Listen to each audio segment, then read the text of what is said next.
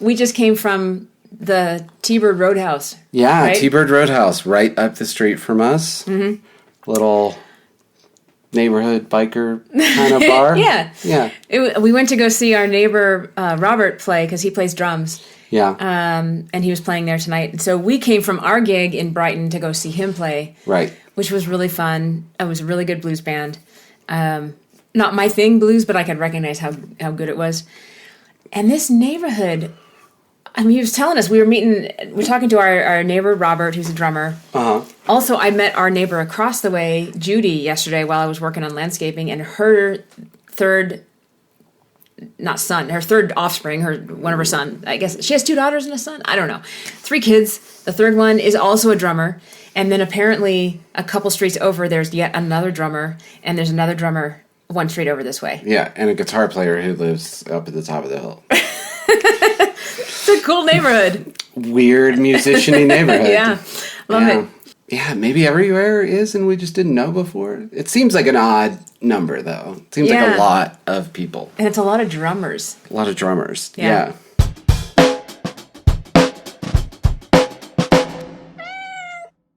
So we had a topic. That we thought of on the way home. Yeah. Because Sheila Dawkins said that she listens to our podcast and watches it. Sometimes more than once. Thank you, Sheila. You're awesome. And say hi to Yolanda, of course. Oh, yes. And they come to, Sheila comes to a lot of our shows. Yolanda has come quite a few as well. Uh-huh. We were talking about, why is this podcast interesting to people who are fans of the band or to anybody? And I think what fell into place as we were driving home is that it's us. It's this couple, and we do music, and it's kind of interesting. Maybe. I don't know why you find it interesting. But this also kind of relates to a conversation I had after our gig last night at Nissi's. Right. So we played at Nissi's last night and then in Brighton today. Leonard is a super music fan. In general, he goes to 300 shows a year. He goes out almost every night to see a show. Yeah. And so we've seen him for years at all of our shows, and I run into him when I go to see other people at shows. And his cousin was there, and I've talked to her before at one of our shows, and she was... That's right. Yeah, she was asking... She thought that you and I were together, but she was asking to be sure, because... we do some interaction on stage. Right. Like in Silver Springs and Rhiannon a little bit, but mostly Silver Springs. Yeah. And she was saying that it made it more intense to know that we were together and to watch us, interact on stage. So we thought we'd talk about what it's like to be in a band together, because we've been in bands together for 11 years now. Yeah. Various bands. It's in fact how we met. Yeah. Yeah. Where to start? I feel like we always got along. I mean, from right out of the gate, Yeah. Yeah. I remember so I was in this cover band, and you had moved from Florida, Jacksonville. Yeah. And we found you through Craigslist, and you came into audition rehearsal. Mm-hmm. And, what I remember from that audition/rehearsal was how much attention you paid me. I'd never had someone be so much, not in a weird way, but in a, you're on me. You're watching to see what happens. That's what I remember from that. And I know that you've told me what you thought. Yeah. I mean, I assumed you were, a lot further along than you were at the time. And, that was my first really working... not true. Probably my second really working band. The first one was a wedding band. And I would have guessed that I not knowing you at all, I mean, we didn't talk at all, we just started playing. Mm-hmm. I would have assumed you were, had been on a label and maybe done some touring. And I'm so flattered. I thought you were... I would have bet money that, this person's done some real stuff, That's interesting that you'd never had that happen, because that's just being a side guy. You're supposed to... Well, I hadn't had a lot of experience in music, period. Yeah. And I guess I'd been in 3 bands before that. One of them was the wedding band, The Fever, which I co-founded. Right. So I was constantly kind of trying to direct what was going on, in the sense that like we often didn't have a set list. We would start with an idea of a set, but we would really play it by ear, depending on what the audience was doing. So we were calling songs. Yeah. During the middle of every song, Michelle and I were talking about like which song are we doing next, and I would, we would have to talk to all the band. Yeah, it was very high stress. That is high stress. Yeah. Anyway, so there was no like sideman interaction going on there. Yeah. I was a backup singer in my first band, so not relevant. Yeah. And then, Girls on Top. Oh, of course, Girls on Top. No, Alec is a great sideman. Maybe I just wasn't. I was too into like focusing on doing my job to even pay attention to anybody else. Maybe with you, it was the first time that I felt confident enough to pay attention to something besides myself. Right. On stage. Interesting. But we always got along really well in that band. We found a kinship really quickly. Yeah. Somehow. We just tended to have the same opinions on things. Yeah, that's true. And I'll tend to bond up with singers that I think are good. Anyway, so we played in that band for a few years and always had fun, and it didn't take long before you said you were interested in doing an original band with me. Yeah. So we started Adrienne, and that ran for about 6 years. Yeah, about 6 years. Technically longer. We're still releasing music. Yeah, that's true. It's kind of resurrected. A couple new songs coming. Yeah. What was it like being in Adrienne together? I feel like in that band, it's interesting that we started talking about our interaction, because in Adrienne, I feel like us interacting was like a bigger part of the show, in the sense that there were like sort of planned out moments where, hey, we're gonna do this part together, like when you were playing bass, and we'll rock out together in this part, or the end of Shadows, when we kind of yelling at each other and getting each other's faces. And it was just a part of the show. Yeah. Whereas with the Petty thing, even though it's funny that we've started doing it and people have been commenting on it a lot, because we didn't really do that at all. Before? For a while in the Petty thing. Yeah. We didn't take advantage of the relationship. Right. That some people know we have. Yeah. But that's kind of been the way that we've worked, like in all of the bands we've been in together, which now it's 4 at least, because it's UDT, Adrienne O, Cody Qualls now, and Petty Nicks, and the showcase stuff. And the Legend Makers. Oh gosh, 6. Yeah. We separate our roles really completely. Yes. We live together. This is our music room. We're together. But when we're doing showcase stuff or we're doing rehearsal stuff, I don't think if someone didn't know, they wouldn't guess that we were together. There's no cuddly, stupid, cutesy stuff going on. There's no PDA at all. Neither of us would want that. No. But we worked together for a long time when we weren't together, so I think we had that basis of there's our working relationship and our other relationships are separate. Yeah. And maybe now we're allowing what are we doing when we're interacting on stage? Is that real or is it performance? It's a good question. I mean, sometimes it's one, sometimes it's the other. Sometimes it's a little of both. Yeah. Sometimes it's really awesome to be we're here, sharing this moment. Yeah. But I was saying last night, it's also weird because it's it's so awesome and it's so great to do this with you, and in many ways I might not be doing a lot of this stuff if it wasn't for doing it with you. But at the same time, it doesn't seem like that big of a deal in a weird way. We're gonna do it again too, so I mean, it's not we have these peak moments, but we have so many of them. Right. There's that was awesome again. Yeah. But man, I really appreciate being able to spend so much time with you. And, I know, yeah. It's do so much with you and be in bands with you. Right. It makes it all better. You know, I was in a band with a couple. I've been in a band with a couple. I've been subbed in to a band with a couple. And in both of those cases, it was awkward because there was like the personal like the personal irritations of the day would come through in rehearsal. Oh, that sounds awful. Oh gosh. I mean, yeah. Or they would be all kissy face. Like there was one time I like went into the green room and they were making out. It's like, come on, guys. But you and I are so like, we're on the job. We do our jobs. We don't even pay extra attention to each other backstage or anything. Yeah. We're just hanging out like we're just bandmates. And then on stage, we have this little extra thing of like, yeah, this interaction that we're having, there's an element of truth under it. Like there's an element of... I think there is, you know, and there is. It's amazing and it is something that I think it comes across that we both feel it.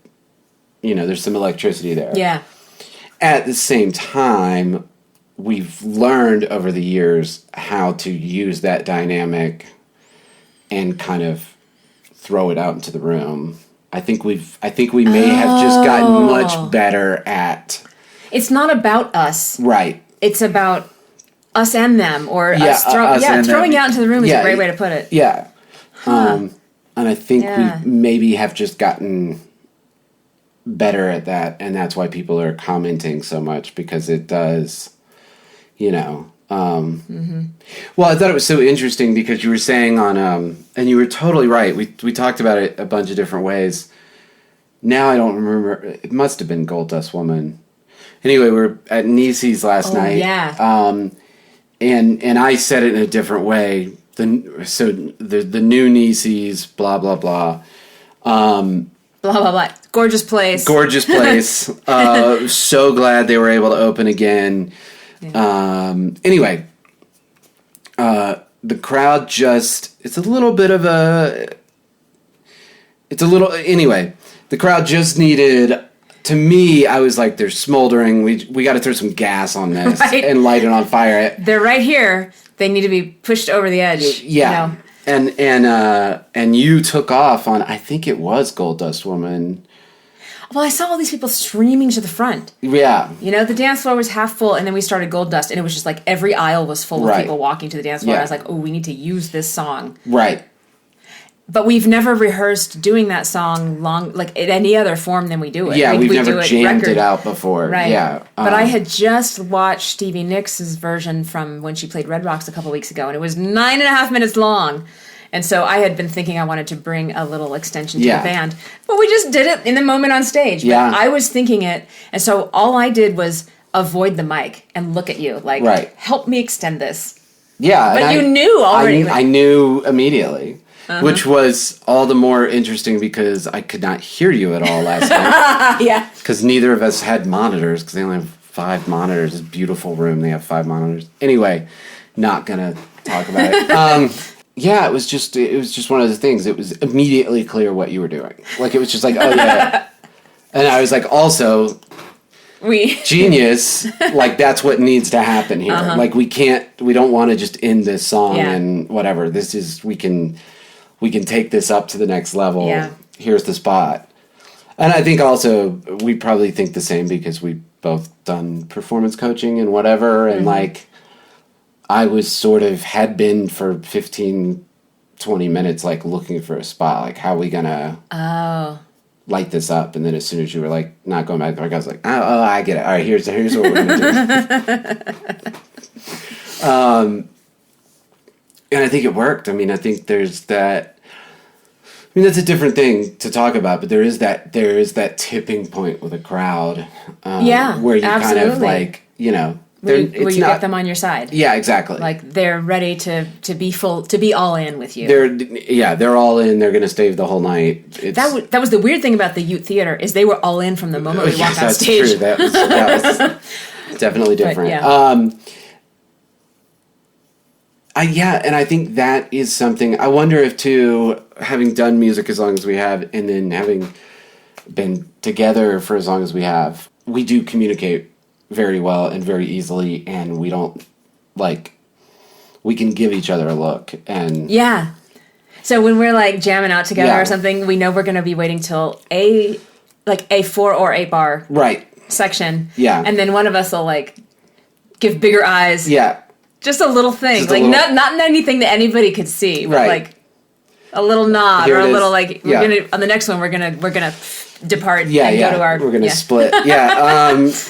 Overall, I think maybe one of the reasons that we have worked so well together and enjoy working so well together is we are, in a bunch of different ways, we've talked about it a bunch, very different people. Yeah. With very different strengths and even approaches, really. You know what I mean? And we see eye to eye because we both agree what's good as an end product, but we have different... We're getting there different ways, and we don't step on each other's toes. There's this. I was literally going to use that phrase. Just now. Well, there you go. There's no overlap on a lot of stuff, so there's no, there's a lot of respect because we're good at different things and we think differently. Right. And I think for some couples that could lead to lack of respect, like if. Maybe like one person has street smarts and the other person has book smarts, that kind of thing. Right. We're good at different things. It's interesting when it comes to like tempo, for example, or rhythm. Right. You can identify a quarter of a beat tempo change. Yeah. Which I can't hear at all, but I can identify a single note in a fill that's off. Right. Or, the precision or on whether the grid. A vocal is ahead of the beat or behind the beat. Yeah, so, like, I have this, like... It kind of goes with the way I think. I have this really narrow focus that I'm strong on, and you have this wider focus that you're strong on. Yes. Yeah. And that's true about everything. Oh, my God. Last night, I don't know if you caught it, but, like, we were towards the end of the night, and I misread the set list, and so I thought we were moving on to Wreck Me. And Ryan started counting it off, and I was like, oh, that's not the count for Wreck Me. Like, what's happening? And I'm, like, looking at the list, and I'm, like, trying to figure out what I missed and what song is he counting off. And then I told him after once we got off stage, I was like, dude, sorry about that. I left you counting for kind of a long time because I couldn't figure out what song it was. Huh. And he was like, those songs are 2 beats off. One of them's 168, one of them's 170. No way! And I was like, there's no way I can, in the moment my gosh. Of being on stage, I was like, that's not the tempo for, like, what's 168 happening. to 170 is, like, less than 1% difference. It's like a 0.5% difference. I knew it was definitely not... Whoa! Wreck Me. I would have guessed they were, like, 20 off. But in the moment, it seemed so clear. Oh, my gosh. And Ryan was like, I can't believe you heard that. They're like 2 beats off at 168 and 170. As the tempo goes up, because it's a divided per minute. Yeah. It's beats per minute. So as you get more and more beats per minute, they're smaller. Right. So 168 to 170 probably should not be perceptible. But I was like, that's especially not... enough to freak you out. That's not the count. That's not the... I was like literally about to hit the chord, and I was like, oh, oh my gosh, you... And I'm like scanning the list, like going like, what did I miss? What can this be? Oh my gosh. And then it was running, and I was like, oh crap. Dude, like I have... So twice in 2 gigs now, I've thought the wrong song. Today... I literally looked at my set list and I just looked at the wrong place and I was like, oh, Edge of 17 is up next. And I went and put the white cape on. I don't know how long you guys were looking at me like, this is Rhiannon. This is not Edge of 17. And then finally you started playing and I was like, nope. Then take that one off, put this other one on. Yeah, so. And then last night I completely skipped Leather and Lace. Yeah. Just like I had Landslide on the brain and I started telling the Landslide story and that's where we went. But which was so funny too because Julian, we all leave the stage and it's Brian and you and Julian's like, hey man, I think she's telling the Landslide story. And I was like, oh crap, like I had to throw my stuff down and run back up on stage. Just a total brain fart. I had like it's 3 or 4 of them. It's remarkably easy to do. Like you're looking at a list of how many songs do we have in a set? 15? Yeah, something like that. Yeah. And I don't know. And then, I think part of it is too that we've done this show for a lot of times. We've done the show a lot of times now. There are some changes, but there's this structure that we work with. And I'm a little bit on autopilot, maybe. Right. I mean, right. I'm present. Yeah. But when it comes to thinking what song is next, I'm like, oh yeah, I know what song's next. After Edge of 17, it's Landslide. Yeah, yeah. But not always. But not always, yeah. I know. I also think, I mean, both shows, last night and today, were not super as far as being in the moment and in the flow. It was to me, last night felt a little awkward. Like, we got there. I got there and I had a great show. Yeah. No, you had a great show, and technically, maybe I just couldn't hear, so it, didn't feel good to me. They were both very sweaty shows. I don't know. It was just kind of like, kind of pushing through both of them. So maybe I'm wrong. Maybe it wasn't that for you. Yeah, I had a great show last night. I felt I was riding energy last night a lot. Yeah. In spite of not feeling my voice coming from the wedge. Right. So we have 7 band members. There were 5 wedges on stage. I use in-ears so I can afford not to have a floor wedge. I usually do, anyway, just as a backup, like if my batteries die. Yeah. And so I gave my wedge to the keyboard player so he could hear himself better. And you gave your wedge to Brian so he could hear himself better. And so we didn't have any wedges on the right half of the front stage. Right. And I did not realize how much I missed the feeling of air being pushed, of my own voice, just like not really hearing it because I've got earbuds in. Yeah, yeah. But like this, there's a sense of thickness and power and presence that comes from the air moving off that speaker that I wasn't getting last night. And it took me a little while to get used to it, but then I just got used to it. But you didn't hear, like we were talking in the car, normally, often you don't have a monitor because you don't put anything in your monitor, so why have one? Yeah. But you get the benefit of me having myself in my monitor. Right. And you didn't have either monitor last night, so it sounded thin. And the room is kind of cavernous, and the way they have the speakers hung, we weren't hearing. Usually you hear front of house is what they call the speakers that are facing the audience. And usually I hear a fair amount off that, and I've played enough shows that I know from what I'm hearing from like the back of the speaker, the stuff bouncing off the back wall, I know what's happening. But there was like none of that. Like it was really. Do you think the room was just too long to get I think it was just too big. Yeah. And we, had we been way louder, maybe it would be different. But I'm sure we were at a comfortable volume. But yeah, it was definitely. It's interesting you say that because that's how I feel about having my. I don't play with a real amp anymore, but having my speaker behind me, I'm used to having that sound pushing at the back. It would make all the sense in the world to put it in front of me and whatever, but I'm just so used to having it like almost like holding me up. Oh. It's very hard for me to play without sound coming from behind me, and it's exactly what you describe, where it's like it's a pressure, it's a support.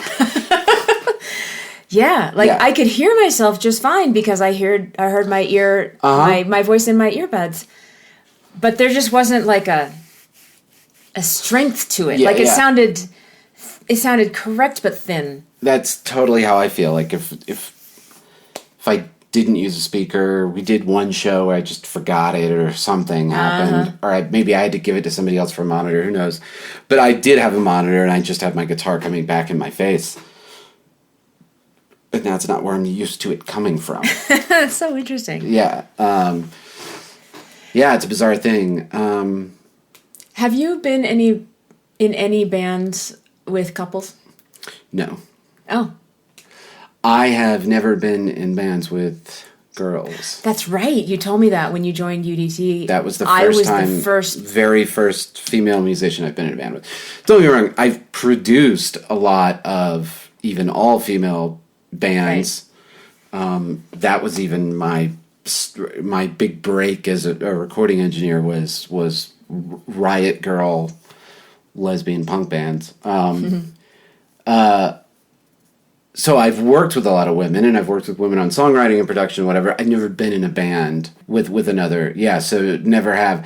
I have been around couples where like the wife or the female partner or whatever is like the manager or whatever, or somehow involved in helping, or like, so they weren't literally in the band, but they're part of the team or whatever.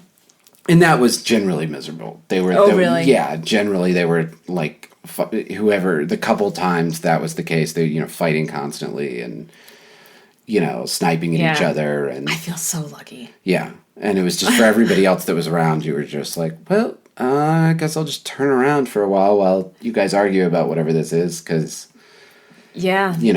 I don't care. I mean, we're lucky on two counts. First of all, we don't have fights. I mean, we have times when we're less happy with each other, usually because one of us is stressed about something. Right. But whatever we have, we also don't take into our interactions with other people. Like, the moment we walk into the band situation, we are individuals. Absolutely. I would be mortified for it to be any different. Yeah, me too. I would hate for it to feel like, listen, we are a package deal. Like, I know. But I would hate for anyone else to know that. Like, I don't want to. I don't want there to be any amount of like, oh, you've got to have me because they want you, or vice versa, or whatever. As much as we are, I think keeping us as individuals and like do not think of us as a block. Yeah. And we do play with other bands separately. Yeah, right. On occasion. On occasion, sure. But I'm so much more comfortable with it being that way, and I'm glad that you are too. Yeah. I mean, it's like a workplace. It is a workplace. It's not like a workplace. It is a workplace. It is a workplace. So. And I think it would be the same if we worked together in an office. I would not want to, We work together at Performers High. We do work together. We do. Yeah. You're my employee. Yeah. Although you're kind of blowing up my spot a little bit with all this talk of us being together. I'm trying to. Oh, sorry, you want to keep that on the DL? I'm not going to be able to pick up any girls at shows. They're going to know now. Oh man. I know. Well, do you think they're going to watch this podcast? Fingers crossed, right? Such a bad joke. It's the eternal joke. It's the eternal joke. I go to bed much earlier than Justin does. Yeah. And the joke is I'm going to go out and party. Yeah. Which is... He goes and walks around the block and, down the street. But he walks miles, actually. But yeah, sometimes. Yeah. Yeah. Mostly I play guitar. And I'm as boring as it gets. But it's fun. That's why it's funny to say that I'm a big party guy. Yeah. Yeah. What do you think? Lessons from this week? Oh, yeah. I had, a base realization, which was a new way of thinking about charts, which was thinking about them not, if I look at a chart that's, gotten letters on it, it's D minor and F or whatever, instead of just converting that to the number system, looking at the chords as packages, as groups. Like, is this a 2-5-1? Is this a... right. Yeah. 1-6-4-2. Yeah. Like, starting to recognize the patterns, even if they're in letters, like note names rather than numbers. So that it seems obvious, but like I've never thought about that skill before. So I'm trying to start working on that. I mean, obviously, I'm also a big theory guy, but at the same time, I think I have that just through repetition. Where a lot of times when I'm learning I learn a song and I'm like, oh, okay, so basically do Sweet Home Alabama, except when you get to this part, it turns into, you know what I mean? Like, songs are similar. Like, it's the Knocking on Heaven's Door chords. It's just an A. So, you know what I mean? Like, I think about, a lot of times that's how I'm learning songs or looking at songs, is I know the song that this one's almost just like, and you may not hear that if you're just listening to the song and you haven't learned the guitar part, because, the drums are different and this is different, but you strip all that away and it's the same, Werewolves of London is the same chords as Sweet Home Alabama. They're just grooved differently, but so it's like, so that's exactly kind of what I do, is I'm like, oh, it's that song. So you're fitting it into an existing pattern in your brain. Exactly. Yeah. Yeah. I kind of know this pattern. And then it kind of spirals out from there because you wind up with buckets of licks that like, here are my licks that I can easily slide in when it's this chord progression. And then when it's this chord progression, I've got a bucket of licks that are pretty easy to slide in when it's that kind of thing. Yeah. And when it's a Hendrixy minor key thing, there's my things I can do there, you know, and it just kind of, it spirals out from, you know, from that. So I think you're going to get a lot of mileage out of that. I think that's actually a great, Yeah. What about you? Lessons? Well, lessons. Jeez. No, I've learned nothing. Have you learned to stop working so hard yet? That's been a theme. I've been saying that. I'm desperately trying to stop working so hard on stuff. Like, I have to stop working so hard on stuff. I just have to start letting stuff be what it is, be good enough, you know. You have really good ears. Yeah, that's part of the problem. That's, you know, also part of my problem is wanting stuff to be great. And I got to remind myself, some songs aren't going to be great no matter what you do. No matter what, instead of me spending hours trying to figure out some cool guitar thing, like, just do a guitar thing and let it be what it is. But no, go ahead and sneeze all you want because you edit the podcast. So there's just a little tickle. Yeah. Well, you've got a very Thank you. It tastes better when it's yours. It does. It does, totally. It's true of food too. Other people's food always tastes better. Especially if the plate is still in front of them. Yeah, exactly. Yeah. Stolen food tastes best. We've gotten, I know this has not happened very often, but once in a while, I think we've gotten fries with our meals, and we steal each other's fries. Yeah. The other person. Because the fry on that plate is tastier than the fry on my plate. Yeah, mine are boring. And I've already got mine. I've got all these, and whatever. Yeah. I want more. Yeah, I want those. Yeah, that's pretty much it. So this week I'm going to visit family in the San Juan Islands, which are north of Seattle by a couple of hours. So we're recording this Saturday night. Right, rather than Monday. And then I come back, and the next day we have Parker Days. We're playing Parker Days next weekend. Is it Parker Days? Yeah. Yeah. Okay, cool. Hopefully not at 3 p.m. No, or in the evening sometime. Yeah. I'm so tired of being sweaty. It's not even that hot. Wham. All right, we're just goofing off at this point. Okay. Yeah. All right. So, once again, thank you to you guys who come out to our shows, who watch our podcast. We have fun making it, and we're kind of still amazed anyone's listening to this. Hi, Mom. Hi, Mom. All right, so we will see you again either at a show, because we have a lot of shows coming up, or next week right here on the podcast. Thank you. Bye.